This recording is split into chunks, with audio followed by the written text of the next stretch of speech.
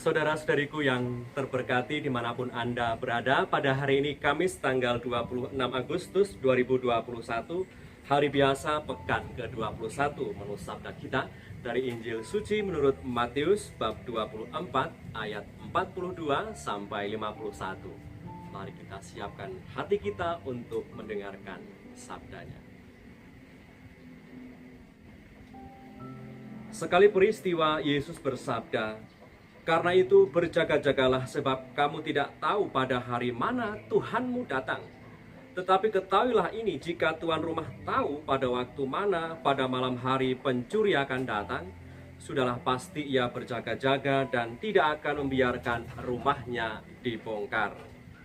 Sebab itu hendaklah kamu juga siap sedia, karena Anak Manusia datang pada saat yang tidak kamu duga. Siapakah hamba yang setia dan bijaksana, yang diangkat oleh tuannya atas orang-orangnya untuk memberikan mereka makanan pada waktunya? Berbahagialah hamba yang didapati tuannya melakukan tugasnya itu ketika tuannya itu datang. Aku berkata kepadamu, sesungguhnya tuannya itu akan mengangkat dia menjadi pengawas segala miliknya. Akan tetapi, apabila hamba itu jahat dan berkata di dalam hatinya, Tuanku tidak datang-datang, lalu ia mulai memukul hamba-hamba lain dan makan minum bersama-sama pemabuk-pemabuk, maka Tuan hamba itu akan datang pada hari yang tidak disangkakannya dan pada saat yang tidak diketahuinya, dan akan membunuh dia dan membuat dia senasib dengan orang-orang munafik. Di sanalah akan terdapat ratapan dan kertak gigi." Demikianlah sabda Tuhan. Terpujilah Kristus. Saudara-saudariku yang terberkati, kita yakin bahwa Tuhan Yesus pada saatnya nanti akan datang untuk kedua kalinya. Dan kita tidak tahu kapan itu akhir zaman, kapan itu Tuhan Yesus datang kedua kalinya. Memang kalau kita memikirkan itu memang masih terlalu jauh. Dan bertanya, kapan Tuhan akan datang untuk kedua kalinya, masih terlalu jauh kita memikirkan itu. Tetapi kalau kita bertanya, saat kematian kita saja pun kita tidak tahu, apalagi tentang akhir zaman. Ada sebuah ungkapan yang terkenal demikian, "Hodie mihi krastibi, sekarang saya, besok kamu."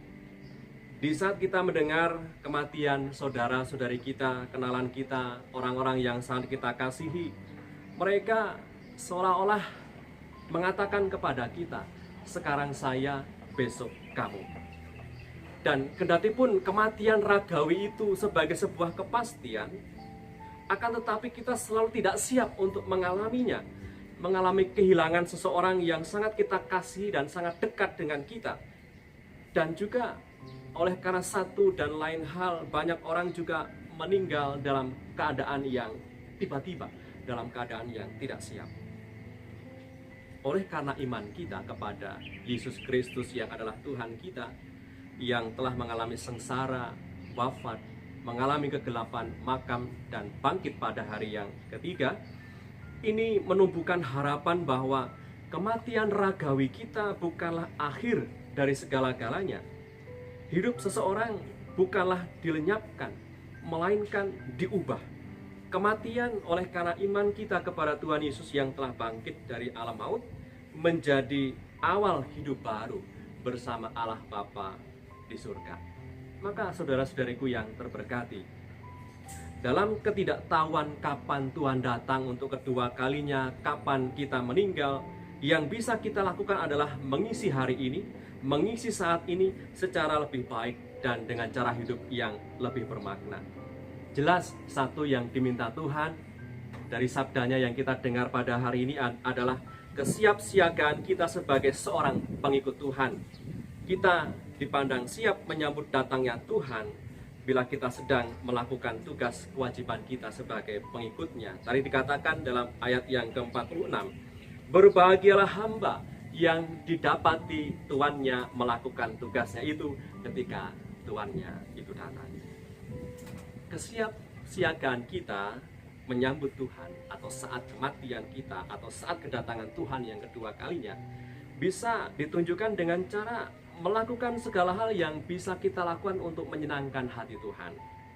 Oleh karena iman yang kita rayakan di dalam perayaan Ekaristi, di dalam hidup doa pribadi dan bersama, oleh karena iman yang kita rayakan itu tentunya lebih memampukan kita untuk bisa melakukan ragam macam bentuk cinta kasih dan bela rasa yang bisa kita tunjukkan kepada sesama lewat sikap pelayanan yang terbaik. Marilah kita berdoa. Dalam nama Bapa dan Putra dan Roh Kudus. Amin. Allah Bapa yang Maha Kasih, kasih-Mu nyata sepanjang nafas hidup kami. Setiap kali kami menghirup nafas, selalu kami menyadari itu semua karena kemurahan-Mu. Semoga segala hal baik yang boleh kami alami setiap hari menumbuhkan rasa syukur dalam diri kami dan memampukan kami untuk lebih memaknai hidup dalam ragam cara pemberian diri kami lewat sapaan dan tindakan yang baik dan berkenan kepadamu. Dengan pengantaran Kristus Putra-Mu Tuhan kami, yang hidup dan raja bersama Engkau dalam persekutuan Roh Kudus sepanjang segala masa. Amin. Berkat Allah yang Maha Kuasa turun atas kita semua, Bapa dan Putra